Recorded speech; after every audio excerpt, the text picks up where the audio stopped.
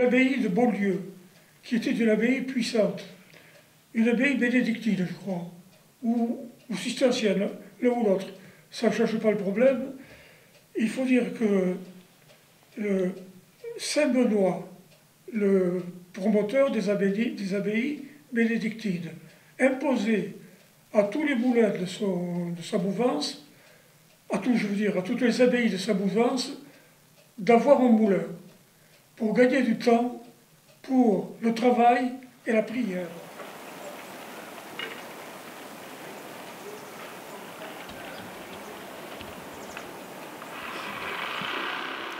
Au tout début, c'est un bâtiment qui date de 1500, à l'époque où il appartenait aux moines. Et il a été fait dans le but d'écraser de l'écorce de chêne.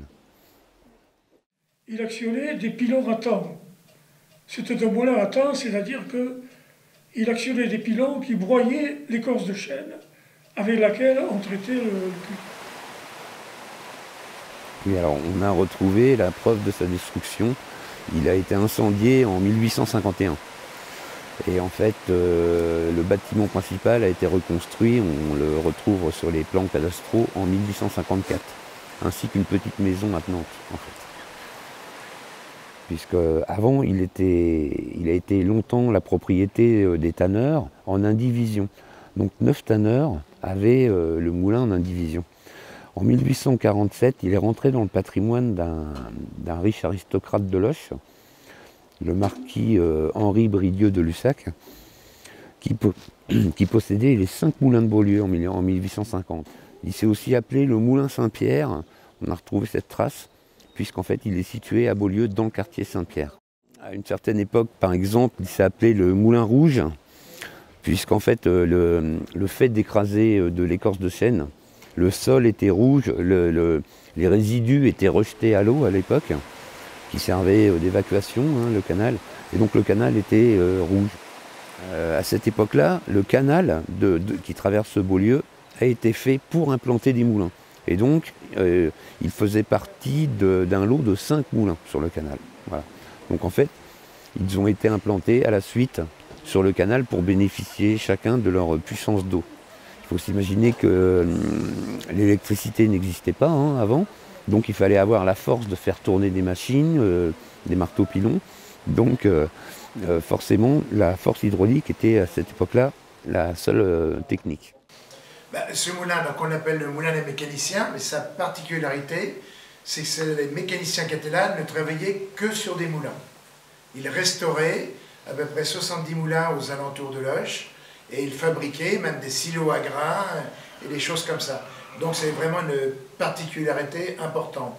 Il ne doit pas y avoir beaucoup d'ateliers qui travaillaient que sur des moulins à cette époque-là. On apprend également ici que ce bien va être complété en 1911 par un atelier de mécanicien avec machine hydraulique.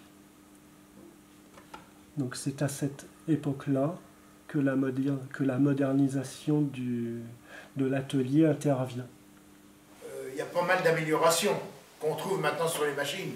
Mais à l'époque, déjà, ils se débrouillaient eux-mêmes à faire leurs petites inventions qui pouvaient les aider dans leur travail. Toutes les machines qui sont là datent du début de l'atelier jusqu'à la fin de l'atelier. Ça, c'est les machines, elles ne ont pas bougé. Bon, à cette époque-là, on faisait avec ce qu'on avait. Donc, les machines actuelles de l'atelier sont celles qui étaient au départ de l'atelier, si je ne me trompe pas, en 1912.